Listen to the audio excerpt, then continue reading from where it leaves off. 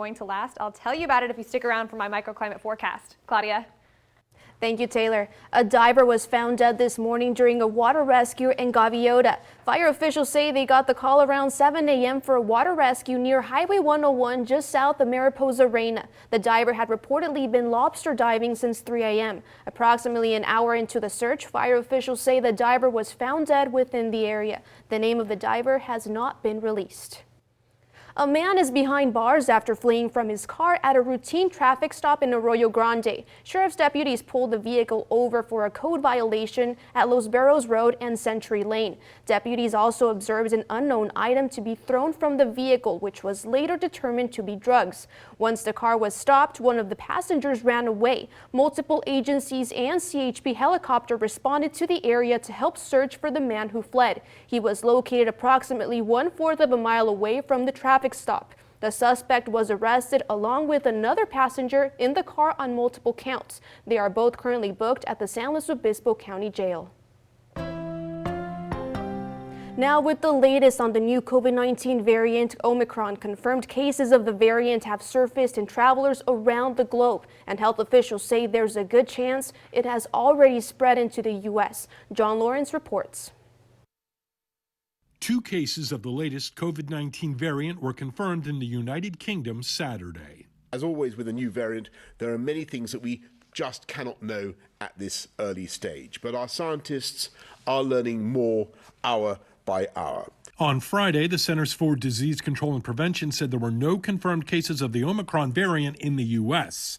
However, it's likely something that is here at a low level. Delta still continues to be the predominant variant, but I would not be surprised at all to see that Omicron is already here and possibly spreading in small clusters. Health officials say it will likely be a few weeks before they can determine how much of a threat the Omicron variant could pose to the U.S. You assume something that might be worse than it is, but better that than underestimating. So you don't want people to panic, but you want to know that we're doing everything we can to stay ahead of this. When you have a virus like this, it almost invariably is ultimately going to go essentially all over. Health experts are once again stressing that getting vaccinated and boosted is the best way to fight the virus. Is not something that can be contained.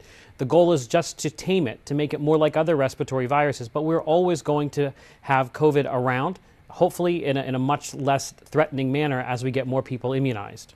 I'm John Lawrence reporting. Travelers are scrambling to get back home from South Africa as some countries are imposing restrictions from the region due to the new variant. Travelers at Johannesburg's OR Tambo International Airport were trying to make it back to their countries before travel bans took place. Britain has already banned flights from South Africa and its neighboring countries, and the U.S. announced yesterday that it will restrict travelers from 8 countries in South Africa starting Monday. The restrictions will not apply to American citizens or those who have green cards, but they will need to show a negative test before returning to the U.S. Now let's bring things local. The Cambria Christmas market is now open, so how about we take a live look at how the popular holiday event's opening weekend is like. We see some lines over there, lots and lots of lights. I've heard there's almost around 2 million lights, so definitely an exciting day. People taking pictures, walking around, and similar to last year, the market is only open to hotel and restaurant guests at the Cambria Pines Lodge and their 2 other inns. The market is a big draw to the North Coast every year, featuring, like I was saying, 2 million twinkling Christmas lights. We got a good crowd tonight. Hotel's fully booked, our restaurant's fully booked, so opening weekend's always one of our busiest, so we're excited. And you can see that at night is when you get that huge glow and people truly trying to take advantage of this time of the year. We just had Thanksgiving a couple of days ago, but who remembers that? We're back into Christmas and holiday season, so a lot of people walking around. For those looking to go, the gates open at 5 p.m. and close at 8:30 p.m. each night of the market, and the event runs through December 23rd.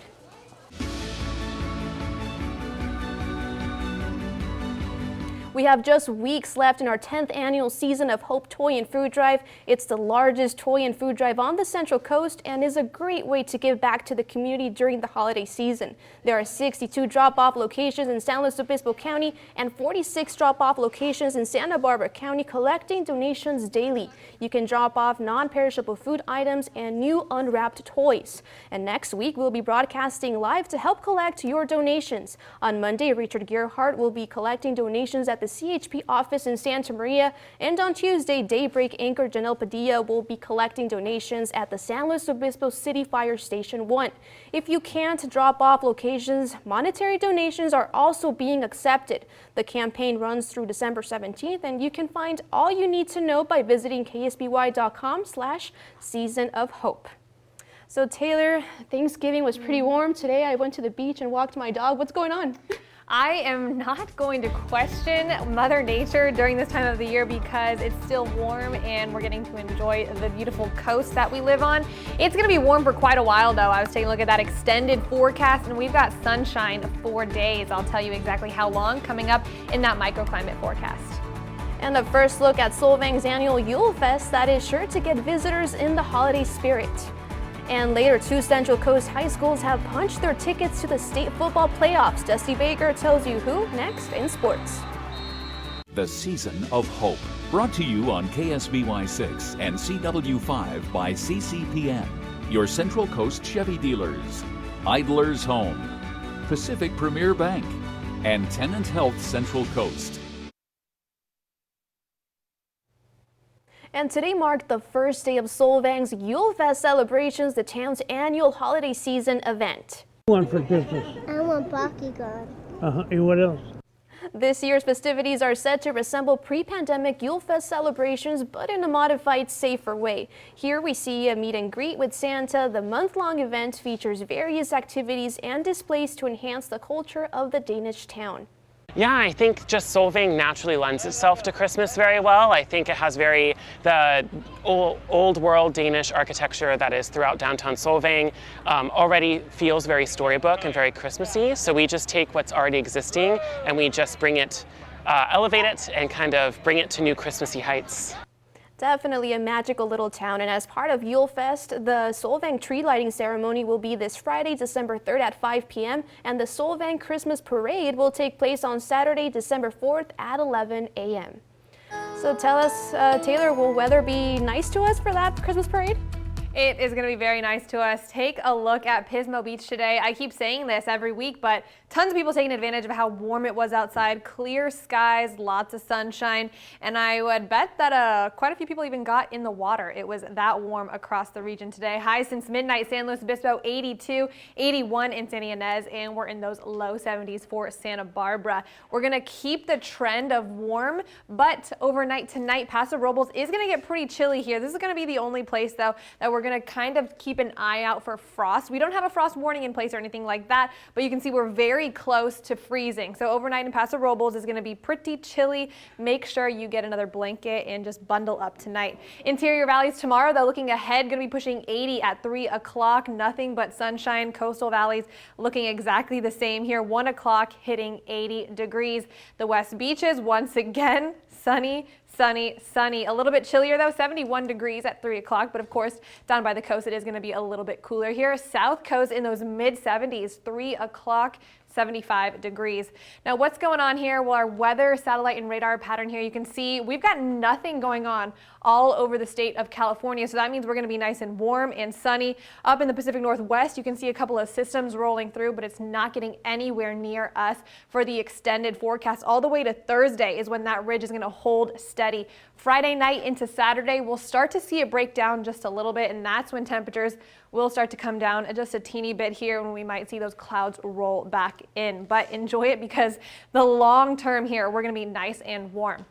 Tomorrow, Paso Robles 79, San Luis Obispo 80, and Santa Maria 77. Santa Barbara in those upper 70s at 76 degrees. Morro Bay, mid-70s. Cayucas, 68. Avila Beach, 75. And in this inland of Tuscadero, 77. Across the board here, we got nothing but sunshine. Taking a look into Pomo, almost 80. Arroyo Grande, 75. Los Osos, 77. And Pismo in those lower 70s. Still a beautiful day for the beach tomorrow, so you might want to head on out there on your Sunday. Santa Ynez, 82. Goleta, 75. Los Alamos, 81. And 76 Open Orchid. So again, everywhere here. It makes my job super easy when I'm just saying, there's sunshine. Again. Look at the 7-day forecast here. Sunday in Paso Robles, sunny. Monday, Tuesday, Wednesday, Thursday, Friday. Even Saturday when that ridge starts to break down, we're still sunny and 74, so a tiny bit of a dip there. San Luis Obispo going to be in the 80s until Wednesday. Oh, even Thursday there. And then Friday when that ridge starts to drop, 74 degrees, 73 on Saturday. Santa Maria going to be in those 70s until Wednesday. We finally hit 81. Santa Barbara, 76, but we do get an 80 thrown in the mix on Wednesday. So all over the place, nice and sunny. You can see in the South Coast and Santa Maria, we will see some of those clouds rolling back in on Friday, Saturday, but majority of this week, sunny. That's all I got to say. Dusty? Well, the sun is shining and not one but two Central Coast teams have made their families, coaches, teammates, and communities proud following a year where there was little to be proud of. The Rigetti Warriors and the Morro Bay Pirates are playing December football in 2021 with the sun shining, I might add. And more importantly, they are already champions. The Warriors went through Atascadero, Coalinga, Ridgeview, and finally last night they rolled through Liberty, taking them down by a final of 34-7. This is a Rigetti team that went only 1-4 during Mountain League play, but they found a way to take care of business when it mattered in the Division 5 Central Section playoffs. The Warriors will now await their opponents for the state regional playoffs next week. And as for the Morro Bay Pirates, also securing a Central Section title after rolling through East Bakersfield, Pioneer Valley, and finally last night, Taft. The Pirates are Central Section Division 6 champions. Their journey was not easy, winning by 3 points in the quarterfinals and semifinals, and in the title game, they took down Taft 35-33. Coach Jake Goosen Brown tells us this victory is one that is still hard to wrap his head around. His last 3 weeks have been battles coming down to the wire, giving me almost a heart attack, and I'm sure everybody around us. And so they've worked it, they've earned it, and they can finally say they're champions. We weren't really talking about it. We said we have a possibility. We just wanted to win each game and take game by game in the playoffs, and now we can finally say that we're champions. And it was funny this morning, one of the kids, they broke it on champs, when we finished our workout, our morning lift.